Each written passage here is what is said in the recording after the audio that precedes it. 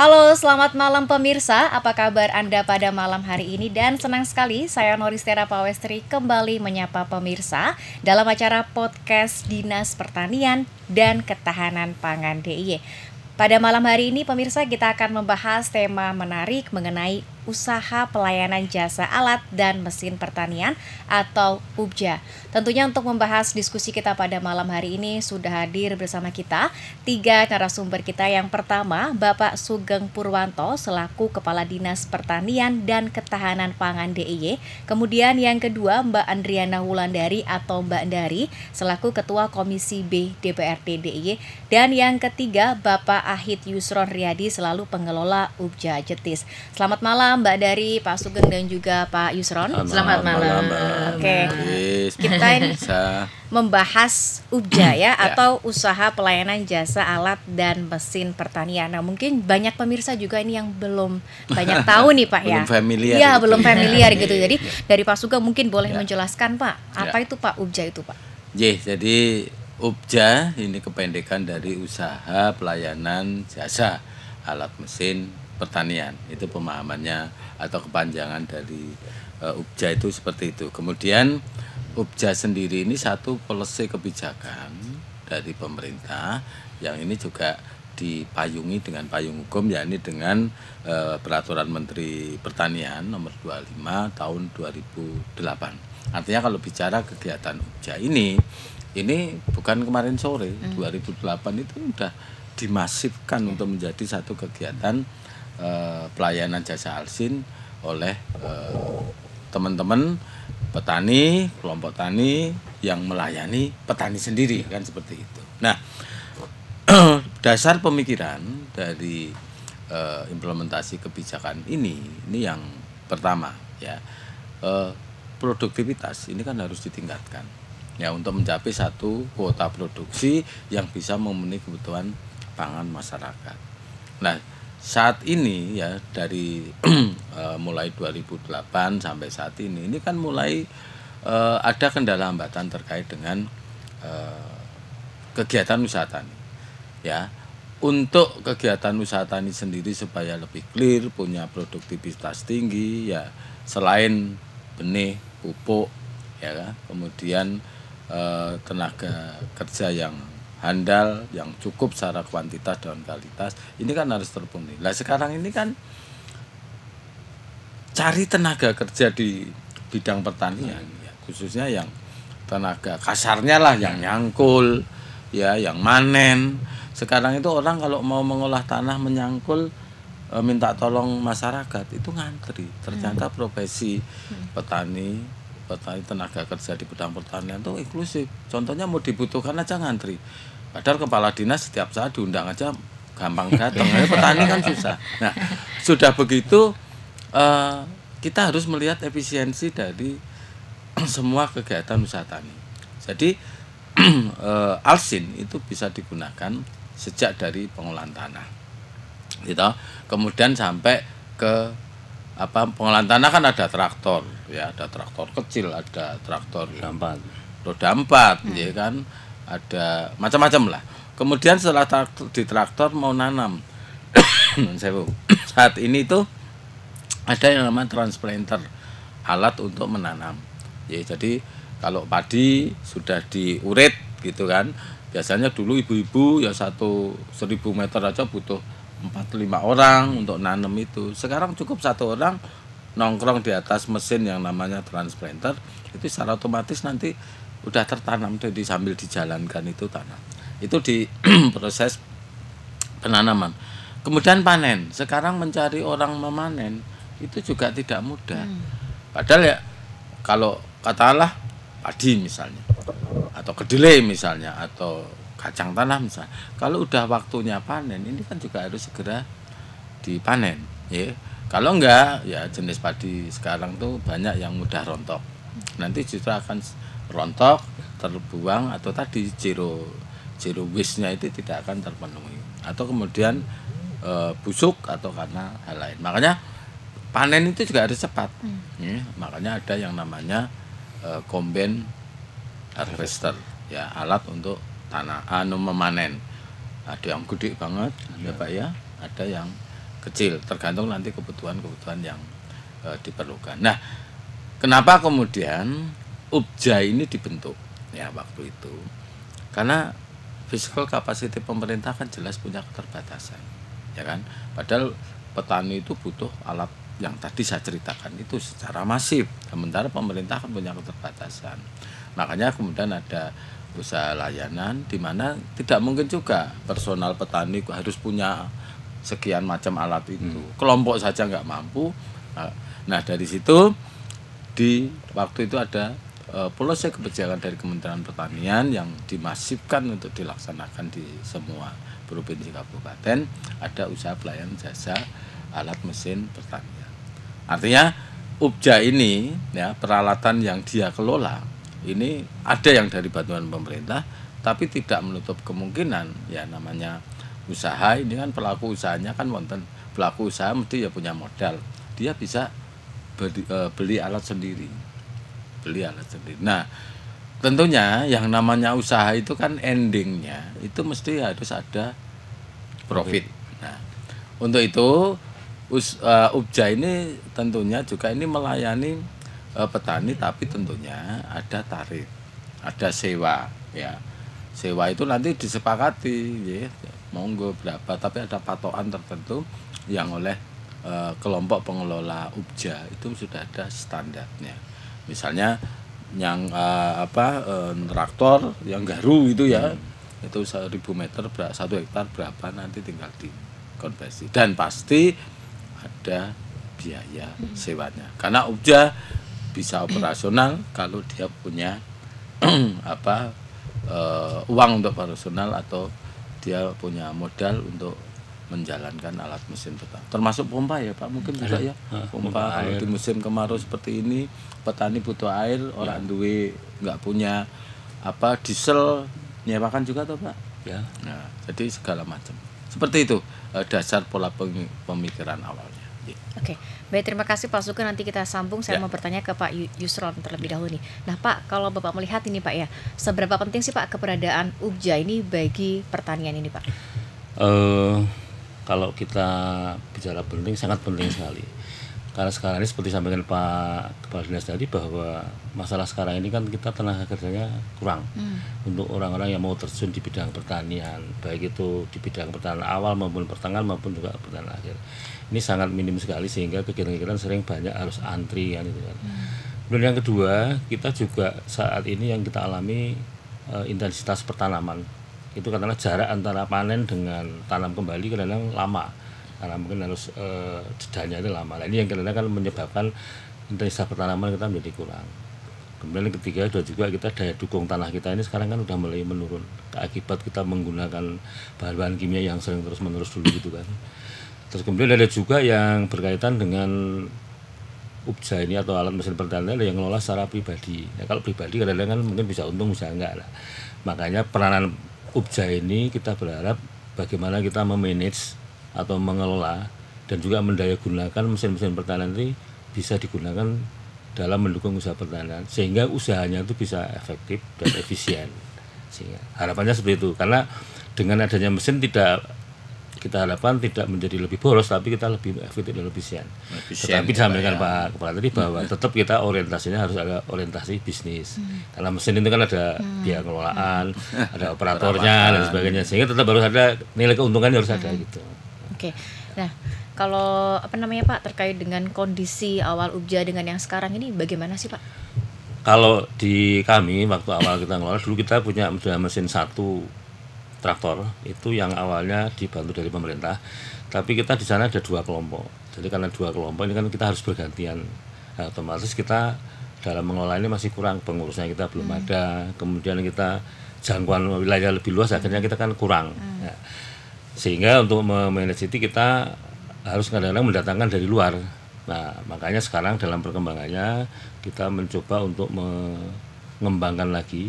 Ada beberapa alat yang kita punya sekarang itu ada yang sumbernya dari pemerintah, ada yang sumbernya dari CSR, ada juga dari hasil keuntungan kita sekarang mengadakan kembali membeli. Seperti kita ada mesin tanam rice transplanter itu kita udah beli Pak ya, gitu. Alhamdulillah. Kemudian untuk transportasi mobilisasi kita juga perlu, karena bagaimanapun wilayah kita tidak hanya satu dukuhan, tapi mungkin kita sampai ke wilayah kecamatan yang lain. Nah itu kita juga perlu transportasi. Nah ini kita juga udah kita adakan gitu. Sehingga dalam proses ini dari awalnya mungkin kita hanya punya satu, sekarang kita sudah punya beberapa. Dari mulai kita pengolahan lahan kita punya, mulai kita tanam ada, sampai kita mesin panen ada gitu. Termasuk tadinya dekat, sekarang jauh, sehingga perlu mobilisasi beli alat angkut. Sehingga gitu, pelayanan kita bisa lintas ke wilayah gitu, Ya. sampai wilayah kecamatan luar kita bisa mengadakan gitu. Oke, nah kalau menurut Pak Sugeng sendiri peran dari UPJA sendiri ini seperti apa nih Pak? Sangat penting dan sangat membantu konsep konteks implementasi dari pertanian itu sendiri. Nah sekarang, apalagi sekarang ya Pak Yusron ya, sekarang nanem itu Mbak Noris, kalau dulu kan setahun tuh maksimal 3 kali. Nah sekarang tuh dengan perintah IP 400, artinya dalam 1 tahun tuh menanam 4 sampai kali. 4 kali. Lah kalau dilakukan dengan tenaga manusia, tenaga hewan, ini kan proses pengerjaan tanah aja udah lama banget. Tapi kalau dengan mesin kan ini bisa cepat, Bisa on time lah. bisa on time, bisa tepat. Kemudian dalam satu hamparan katakanlah di bulak 50 hektar, itu nggak perlu 3 hari, sehari aja selesai. Jadi kebersamaan menanam dan lain-lain itu bisa dikondisikan. Makanya teman-teman itu sangat diuntungkan. Dan pastinya kan nggak mungkin, alat-alat itu kan mahal. Pemerintah aja punya keterbatasan, apalagi personal petani. Padahal petani harus cepat. Makanya jasa yang diberikan oleh kelompok UPJA ini, kelompoknya kan banyak ya, cuman saya nggak hafal angkanya juga. Ini yang sangat dibutuhkan untuk membantu petani di dalam kegiatan usaha taninya. Terus awalnya dulu seperti apa? Ya kita bentuk. Ya kan Pak, kita bentuk. Ada proses dulu. kita pembentukan. Ada proses untuk pembentukan, kayak menumbuhkan kelompok dari kita. Lah, kemudian awalnya ya kita bantu. Tapi lama-lama kan bantuan kita juga harus diratakan ke UPJA yang lain atau membentuk kelompok UPJA lain. Nah, sementara karena di UPJA ini memang ada orientasi bisnisnya, ya mungkin kita memberikan pelayanan kok gratis gitu kan. Padahal kan ya ada tenaga, ada BBM, ada angkutan, ya toh Pak? Ya.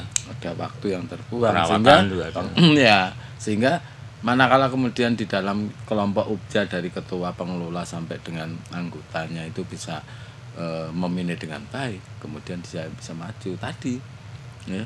Tadinya dibantu 1 iso tuku dhewe siji, udah punya 2 beli lagi. Oh sekarang pelayanannya lebih jauh, nggak mungkin bawa traktor satu dari kecamatan satu ke lain kan lama banget, ya kan, capek, terus traktornya malah rusak, itu harus dinaikkan ke truk atau mobil mana, mereka transportasi udah bisa beli dan lain-lain. Jadi entry point-nya adalah UPJA ini, apalagi di era saat ini Mbak Noris, ini keberadaannya sangat dibutuhkan.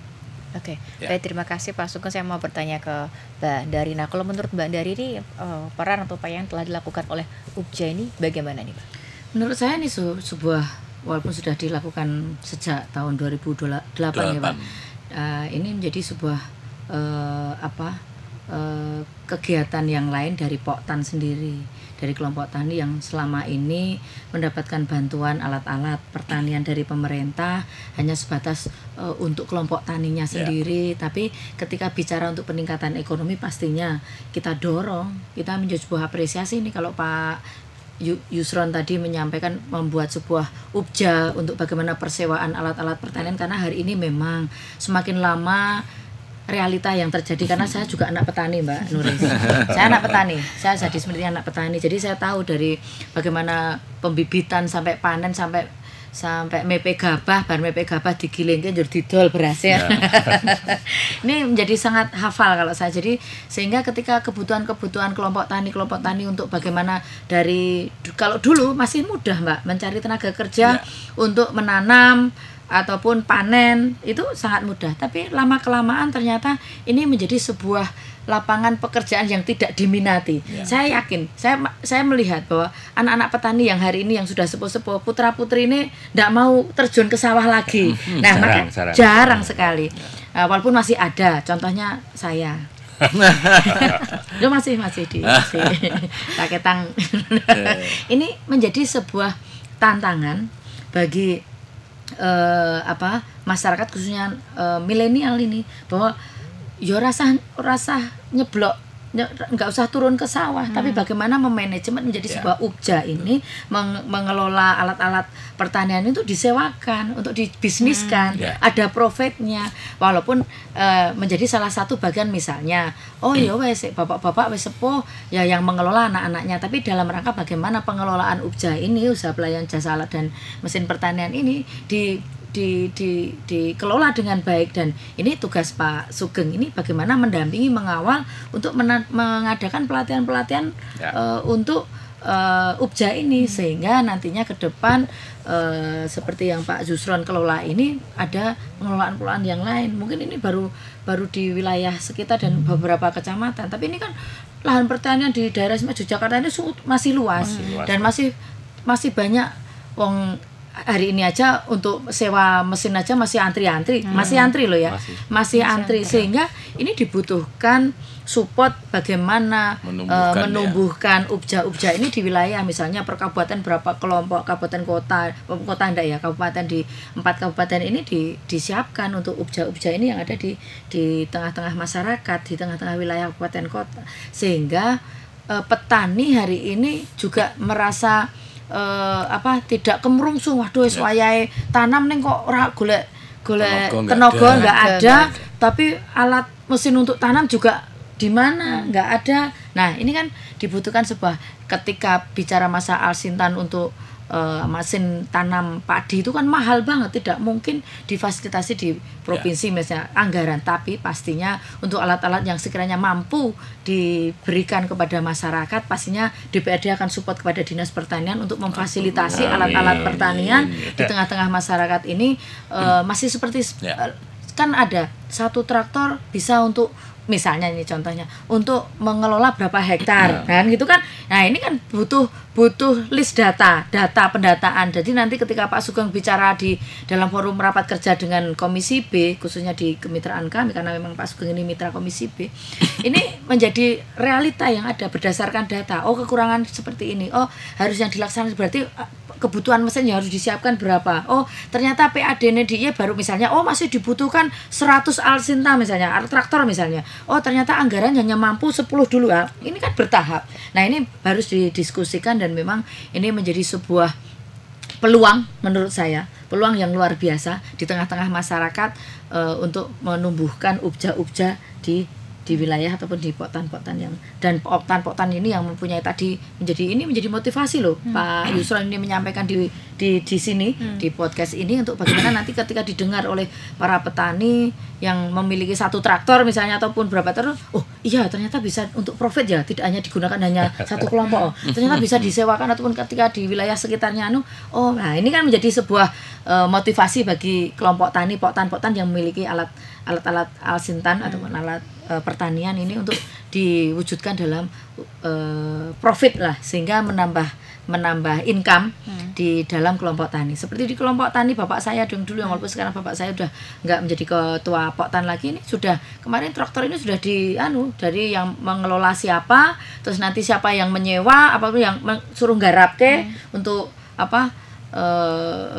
melaksanakan olah tanah dan segala macam ini kan menjadi sebuah peluang yang menjanjikan juga. Akhirnya kelompok tani itu ataupun secara person dia juga mendapatkan income, peningkatan kesejahteraan, poktannya juga mendapatkan income untuk bagaimana menjadi kas, dan sehingga tadi disampaikan setelah dapat satu traktor ternyata dari pengumpulan sewa ini bisa membeli satu traktor lagi, membeli 2 traktor lagi kan gitu Mbak Naris. Oke. Baik, terima kasih Mbak Dari. Nanti kita sambung lagi. Saya mau bertanya ke Pak Yusron. Nah, sejauh ini Pak, manfaat yang dirasakan oleh para petani ini dengan adanya ubja ini seperti apa sih Pak?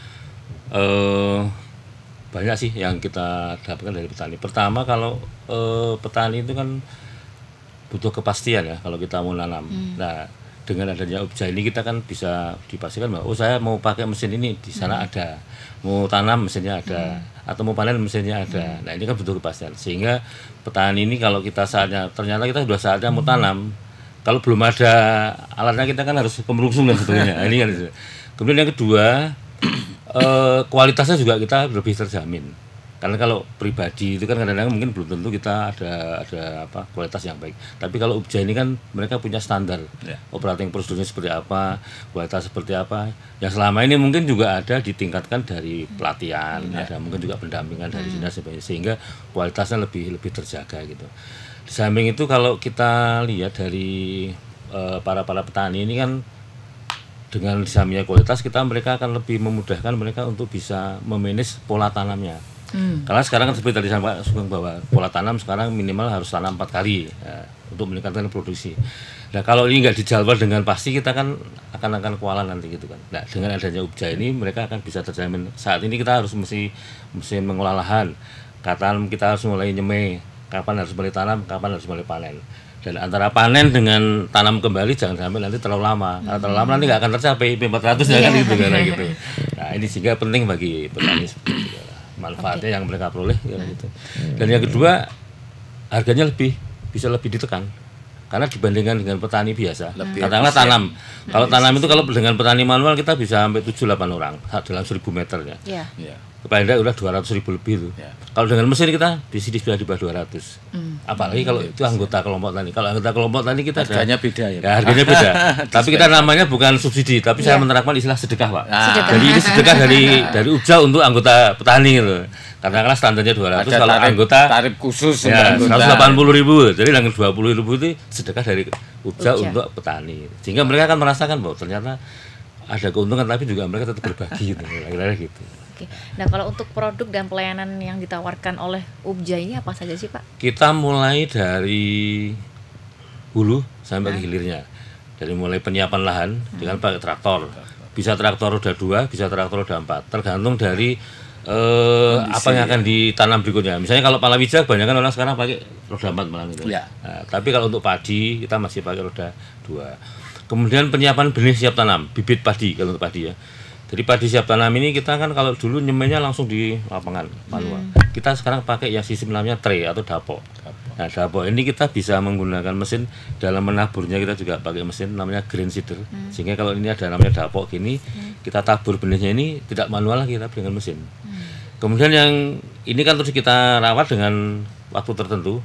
Kalau kita menggunakan mesin tanam paling banter 15 hari kita udah bisa tanam. Kalau kita manual mungkin bisa sampai 25 hari sampai 20 hari. Butuh ketinggian tertentu ya. Jadi lebih lama. Kalau kita pakai mesin bibitnya lebih mudah. Keuntungannya mereka nanti bibit ini akan beranak lebih banyak. Kemudian jika tingkat mereka beradaptasi lebih cepat. Kalau dengan manual dicabut dulu itu kan adaptasinya lama. Kalau dengan mesin lebih cepat. Kemudian kita dari mulai panen kita juga ada. Nah, kalau panen kita dengan mesin ini kita akan bisa mengurangi tingkat kehilangan. Biasanya kalau kita manual kan diarit dulu, ditumpuk. Nah, ditumpuk ini biasanya kan ada yang rontok. Nah, kalau kita dengan mesin ini begitu panen langsung masuk ke karung dan itu sudah bersih sehingga akan mengurangi kehilangan produksi. Dan hasilnya sudah bersih, tinggal mereka nanti menjemur saja gitu. Nah, kalau untuk pemasaran dari produknya sendiri itu seperti apa sih Pak? Kalau pada tahap-tahap awal kita memang sering sosialisasi di wilayah dengan Gapoktan, gabungan kelompok tani. Jadi dalam satu kelurahan itu ada kita namanya Gapoktan, gabungan kelompok tani. Kelompok tani di kelurahan kami ada 15. Nah, kita ada sosialisasi di situ bahwa kita punya alat mesin ini dan sebagainya. Nah, tahap berikutnya kita juga biasanya ada di media sosial, mungkin di Facebook atau mungkin di WA dan sebagainya. Itu kita upload lah kira-kira gitu.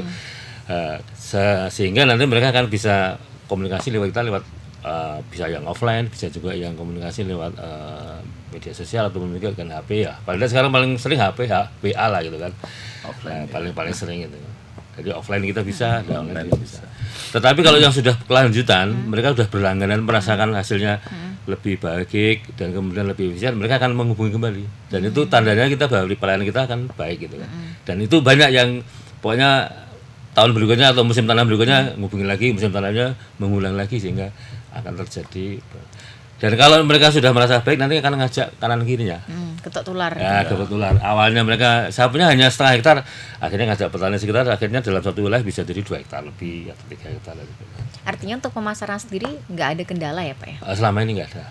Oke, Bisa baik. bersama. Oke, baik, terima kasih Pak Yusron. Saya mau bertanya ke Pak Sugeng. Nah, kalau Pak Sugeng melihat ini apa yang dilakukan oleh UBJA ini seperti apa kalau menurut Bapak? Ya itu kembali kepada keterbatasan tenaga kerja petani. Walaupun saya sering ngomong, sering matur, PLP 2B berkurang terus, tapi lahan yang ada pun juga masih harus dibantu dengan alat mesin. Nah, kami ya waktu itu 2008 dimulai menumbuhkan yang namanya UBJA ini, itu sebenarnya memang dalam rangka untuk menjawab permasalahan di lapang terkait dengan awalnya keterbatasan tenaga kerja. Kalau sekarang semakin komplit karena tuntutan dari policy kebijakan pemerintah dengan IP 400 3 bulan panen 3 bulan panen kan kalau nggak pakai alat nggak bisa juga. Itu yang terjadi. Nah, saat ini di Jogja ini saya ada datanya ya, Mbak Noris ya.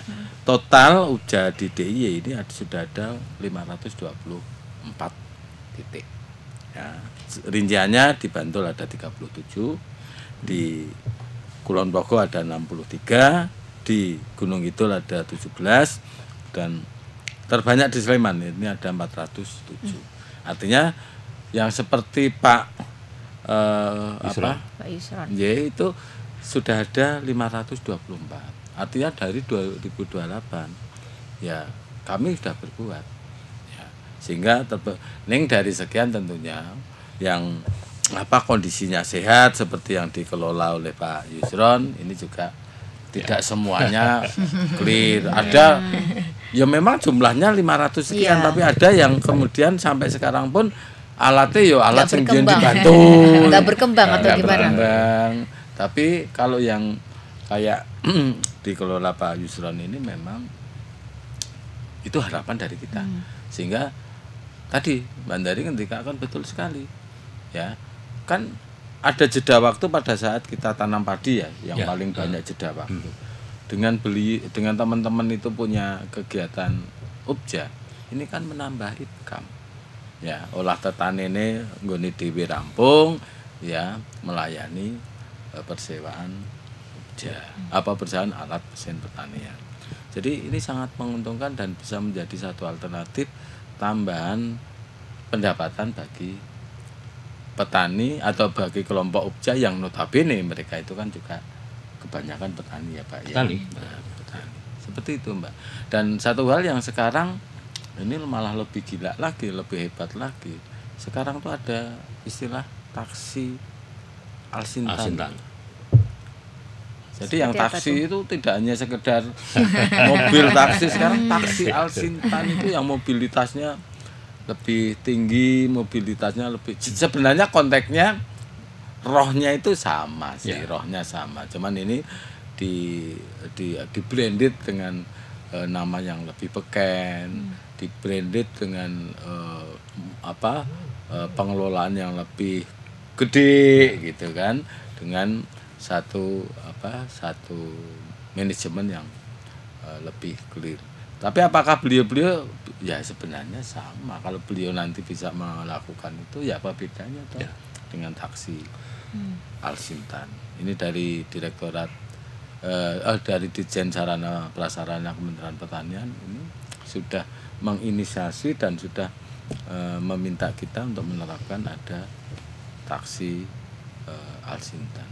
Tapi kalau itu memang ya di awal modalnya memang ya gede. Itu seperti itu.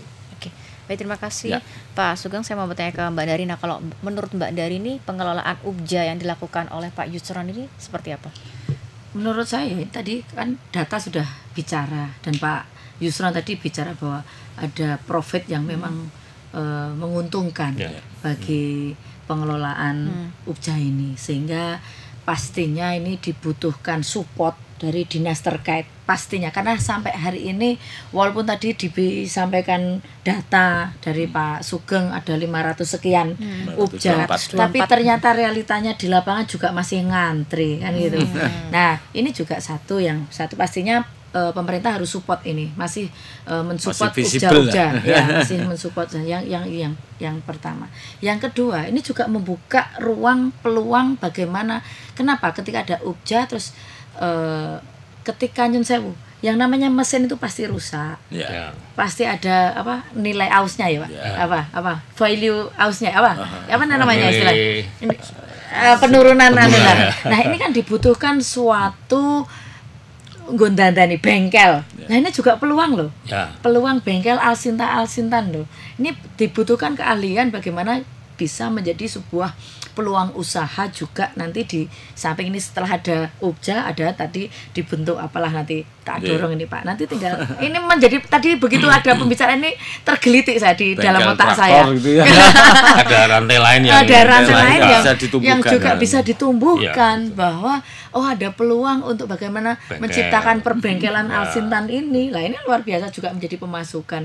Nah, pastinya bicara efek keuntungan profit itu pasti ini menjadi peluang usaha bagi kelompok-kelompok yang lain ataupun kelompok poktan yang juga istilahnya nanti. Lah di mana ini nanti? Ya di dinasnya Pak Sugeng ini bagaimana mendampingi, memberikan pelatihan, salah satunya tadi tetap memberikan pelatihan kepada ubja-ubja yang ada di daerah Semarang Yogyakarta, juga memunculkan dan mendampingi dan mengawal dan memberikan pelatihan.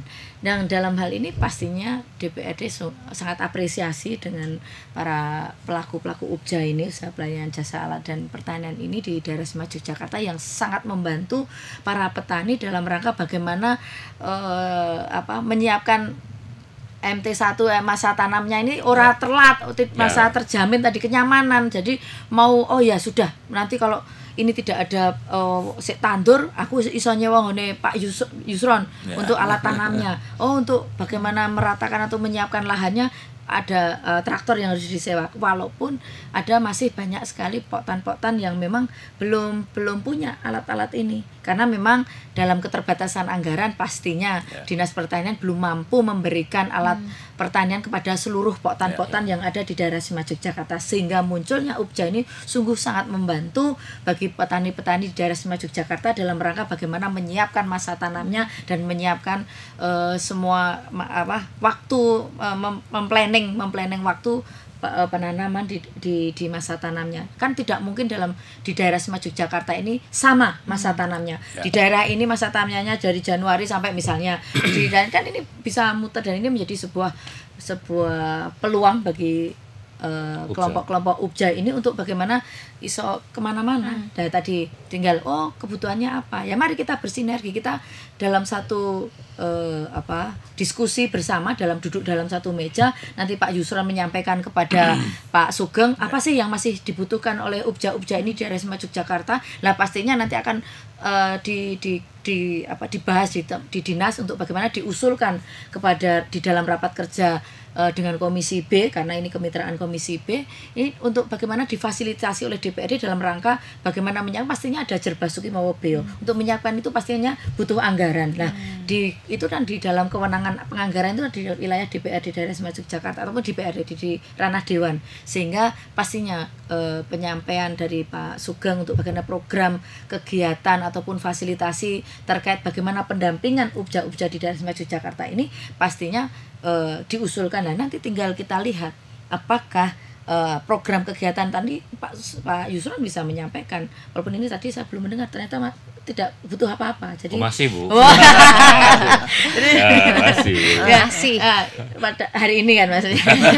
Jadi pastinya nanti kita akan melihat bagaimana pendampingan pemerintah tetap harus hadir. Itulah fungsi pemerintah, harus hadir di tengah-tengah permasalahan di ranah pertanian ini, terkait bagaimana sekarang sudah tenaga kerja sudah semakin susah untuk mendapatkan tenaga kerja untuk tanam, untuk panen, untuk dan semuanya lah, khususnya yang lahan pertanian. Walaupun tadi disampaikan oleh Pak Sugeng, lahan pertanian kita semakin menurun, banyak alih fungsi yang ada, tapi sebenarnya ini bisa dicegah alih fungsinya ini ketika Nyun Sewu bahwa kita bicara keluar dari materi pun seperti masih berhubungan dengan pertanian pangan berkelanjutan, lahan pertanian pangan berkelanjutan, bahwa ada fasilitas yang memberikan kenyamanan bagi para petani yang mempertahankan lahannya untuk dijadikan sebagai lahan pertanian untuk dalam rangka menyiapkan pangan di daerah Semeru Jakarta, dan ini ya harus diberikan sesuatu hal yang dalam tanda kutip ora dialihkan fungsikan, misalnya pajaknya digratiske, nanti anak-anak sekolah yang khusus yang yang sebagai lahan pertanian yang dipertahankan, yang untuk pertanian berkelanjutan yang dipertahankan, tidak dialih fungsikan. Ini menjadi sebuah PR bersama agar para petani yang notabene mungkin hasil panennya, hasil pertaniannya ora sesuai dengan apa yang dia lakukan dari A sampai Z, walaupun tadi disampaikan oleh Pak Yusron nak nganggo manual butuh wong 8, butuh wong 10 kuwi membutuhkan biaya sekian ratus misalnya, tapi kalau dengan mesin hanya sekian, lebih murah, lebih efisien lah. Pastinya inilah yang sebenarnya dibutuhkan oleh para petani hari ini untuk lebih efisien. Karena apa? Ketika bicara masalah jasa kalau dari tenaga kerja, dari fasilitas itu mahal, hasil panennya yomeng semua, akhirnya rugi tuh. Tapi dengan adanya mesin yang lebih murah, dengan fasilitas untuk tanam dan segala macam, dengan hasil panen sekian minimal kan kan ini menjadi sebuah pilihan untuk bagaimana ubja ini akan menjadi sebuah peluang bagi para petani untuk menyewa alat-alat pertanian daripada mencari tenaga kerja yang lebih mahal, kan ngaten. Oke, baik, terima kasih Mbak Dari. Tadi dikatakan oleh Mbak Dari ini belum butuh apa-apa, apa gimana nih Pak? Sebenarnya kita masih paling pertama kan udah lulus. Tetap bagaimana yang manajerial kita masih perlu pendampingan. Yang kedua, kita juga pelatih barangkali untuk menumbuhkan yang muda-muda ini. Karena bagaimana kadang-kadang kita juga merangsang mereka untuk kita ajak supaya mereka mau terjun. Tapi ternyata kan juga mungkin masih lebih tertarik dengan yang lain. Ini kan menjadi tantangan kita. Karena bagaimanapun bagaimana generasi muda ini harapannya kalau mau terjun langsung yang dengan nyangkul mungkin kurang. Tapi dengan mesin harapannya mereka tertarik. Karena ada juga mesin kita yang mesin tanam tuh kita bisa duduk aja tanpa kena lumpur bisa loh, gitu kan. Bersih bersih orangnya gitu. Jadi kan masa digunakan lumpur enggak juga gitu. Nah, itu yang harus perlu kita dorong untuk generasi muda untuk bagaimana. Ini perlu pelatihannya perlu gitu. Gimana nih Pak supaya generasi muda ini juga mau terjun gitu Pak? Gimana? Ya, paling tidak ada semacam dorongan mereka, semacam iming-iming mereka bahwa sebetulnya kegiatan pertanian ini tidak hanya sekedar melulu kita nyari untung dan rugi atau nyari penghasilan, tapi bagaimana kita juga mempertahankan aspek ketahanan pangan di wilayah kita kan. Karena namanya pangan itu dibutuhkan masih setiap saat, tiap hari kita masih butuh. Nah, dengan mereka terjun ke situ harapannya ya tetap turut membantu bagaimana kita ketahanan pangan di wilayah kita itu terjaga, gitu kan. Tidak hanya kita beli dari luar. Sekarang kalau beras mahal dan sebagainya, mereka kan menjerit juga, kan. Belum tentu mereka senang, tapi juga bisa juga bermasalah. Nah, ini yang kita dorong generasi muda untuk mau terjun ke kita. Bagaimana dengan menggunakan mesin, minimal kalau nggak bisa memegang mesin ya ikut membantu di manajerialnya dulu. Mungkin perawatan atau mungkin membantu administrasi dan sebagainya, sehingga lama-lama dengan mereka sering berinteraksi akibatnya harapannya kan bisa ikut terjun gitu. Ini kan bagi peluang bagi programnya Pak Sugeng mengusulkan program pelatihan perbengkelan. Tadi kan ada sebenarnya bekerja sama, tidak mungkin diselesaikan oleh Pak Sugeng, bekerja sama dengan Dinas Tenaga Kerja misalnya untuk mensupport pelatihan perbengkelan alat-alat mesin pertanian, kan bisa program itu muncul sehingga diberikan kepada sosialisasi kepada yang muda untuk diberikan pelatihan-pelatihan yang ada di tengah-tengah masyarakat, sehingga ini tadi menjadi ketertarikan dan peluang peningkatan ekonomi bagi mereka, peluang usaha, tidak hanya mencari pekerjaan yang susah, tapi bagaimana menciptakan lapangan pekerjaan untuk bagi mereka dan untuk peningkatan ekonomi, Pak. Luar biasa. Banyak bengkel-bengkel yang kadang kita perlu, misalnya kita perlu ada ngelas sedikit-sedikit, ada perlu mungkin baut yang kadang nggak ada di pasar Pak, kita perlu bubut dan sebagainya. Itu kan kadang kita perlu mesin-mesin yang barangkali praktis tapi kita bisa gunakan. Nah, ini mungkin peluang-peluang mereka supaya harapannya muda-muda ini lulusan SMK kan banyak Pak, SMK itu kan ya, bidang permesinan, ini harapannya bisa mengembangkan itu. Oke, tadi kan juga dikatakan oleh Pak Sugeng tuh ada 524 ubja ya. Nah, tapi belum semuanya berkembang. Nah, kalau dari Pak Yusro sendiri nih Pak, bagaimana sih Pak cara Bapak ini mengelola ubja bisa jadi kayak menjadi berkembang seperti saat ini gitu Pak? Apa ini Pak yang Bapak lakukan? Ada beberapa yang perlu kita kembangkan. Yang pertama, kebersamaan antara pengurus, kebersamaan antara operator dan sebagainya. Itu bagaimana kita rasa memiliki terhadap mesin tersebut. Yang kedua, kita juga menerapkan standar operating prosedur Pak. Jadi ada SOP-nya. Mereka menggunakan alat ini bagaimana pada saat kita mau pagi mau menggunakan alat itu harus dicek dulu kemudian saat mereka sudah selesai harus bagaimana kondisinya, itu SOP-nya ada. Terus kemudian pembagian jasa itu yang jelas, operator ada berapa persen, kemudian pengelola berapa persen, Ubjanya juga ada bagiannya. Jangan sampai mereka full ke operator semua, nanti kita nggak bisa merawat juga gitu. Dan satu hal yang paling penting, kita jaga kejujuran. Kejujuran ini bukan hanya kita aja, tapi konsumen juga perlu kita latih untuk jujur, Pak. Karena kadang-kadang bisa juga konsumen nggak jujur loh. Pak, saya punya lahan 1000 meter, ternyata begitu kita tanami, kok benihnya kurang. Padahal standar saya kalau 1000 meter hanya sekian, ternyata kurang. Ini berarti masih nggak jujur. Nah, kita cek bisa sekarang pakai Google Earth itu, luasnya berapa sih? Oh, ternyata luasnya lebih dari 1000. Nah, itu kan perlu. Jadi kita juga harus mendidik mereka supaya sama-sama jujur. Operator juga jujur juga. Bahwa hari ini kita mengerjakan sekian, nah ini nanti hasilnya sekian persen untuk Ubja, sekian persen untuk operator juga ada. Itu yang kadang menjadi problem. Tetapi bagaimanapun kebersamaan kita antara kita petani dan juga pengelola ini penting, dan juga tentunya didukung dari pemerintah, baik itu kelurahan maupun juga dinas terkait yang mengelola ini. Oke, nah Pak Sugeng, apa sih Pak yang sudah dinas lakukan untuk turut serta menumbuh kembangkan Ubja ini, Pak? Yang pasti kalau sekarang dinas ini terhadap yang 524 ini ya, tetap melakukan pendampingan, tetap meningkatkan profesionalisme dengan ada pelatihan-pelatihan. Meskipun ya dalam 1 tahun kami juga terbatas anggarannya, itu nggak mungkin juga semua dapat. Tapi kita pilih mereka-mereka yang yang geliat kegiatan usahanya Ubjanya ini mulai miring gitu.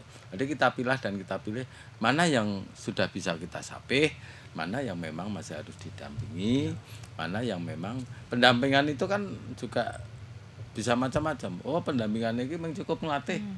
Oh, pendampingan itu cukup bintek. Tapi pendampingan yang kemudian ini memang perlu dibantu misalnya gitu. Kita lihat, kita evaluasi, kita review seperti itu. Ya, jadi itu yang dilakukan, dan tadi sudah disampaikan Mbak Dari, sampaikan Pak Yusron bahwa alih profesi ya terkait dengan yuswa petani kita ini memang harus dilakukan. Disiapkan sejak sekarang. Sekarang teknologinya semakin maju. Masa pengelolanya yang sepuh-sepuh ini harus diganti yang muda, karena yang melek teknologi kan sekarang yang muda. Sekarang bayangkan misalnya usaha tani ya, kita tuh mau nyiram tuh sekarang udah nggak pakai gembor, nggak pakai ngeret-ngeret selang, ya cuman dengan sistem kabut ini udah disambung-sambung. Nanti misalnya lahannya di tempatnya Bundari, kebetulan Bundari sedang tindak Jakarta, dari Jakarta itu dengan remote Android ini udah bilang banyu mili, itu udah mili sendiri, bisa didesain. Banyu mati atau di timer. Sekarang udah begitu loh. Bahkan yang disiramkan itu yang petani Serandaan dan Darinde, itu yang disiramkan tidak sekedar air, tapi mereka dibantu anaknya yang milenial.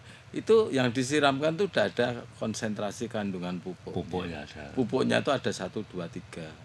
Kemudian di dalamnya juga sudah ada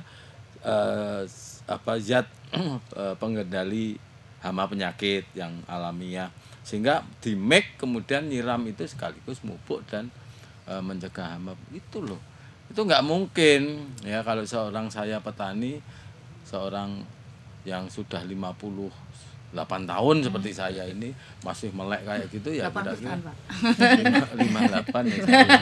Ada juga Pak sekarang traktor tuh yang bisa di-remote. Nah, traktor tuh ada yang sekarang di-remote. Cuman memang masih ada kendala. Kalau itu di Australia dengan lahan yang satu hamparan tanpa galengan puluhan hektar, di kita bisa. Nih yo link remote bola-balik. Tapi artinya mereka cukup Pak, ada inovasi yang bisa dikembangkan.